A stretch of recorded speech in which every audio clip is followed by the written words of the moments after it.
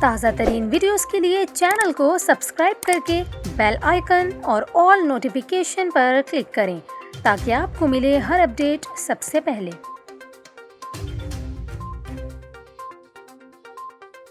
اور یہاں پر آپ کو خبر دیں، کوئٹہ میں مجبور لڑکیوں کی نازیبا ویڈیوز بنا کر انہیں بلیک میل کرنے کا شرمناک اسکینڈل منظر عام پر آیا ہے۔ ملزمان کی جانب سے مجبور لڑکیوں کی نازیبا ویڈیوز وائرل کر دی گئیں، جبکہ معاملے پر تحقیقاتی کمیٹی نے کام شروع کر دیا ہے اور مرکزی ملزم سمیت 2 افراد کو گرفتار بھی کر لیا گیا ہے۔ دونوں ملزمان 14 روزہ جسمانی ریمانڈ پر پولیس کی تحویل میں ہیں۔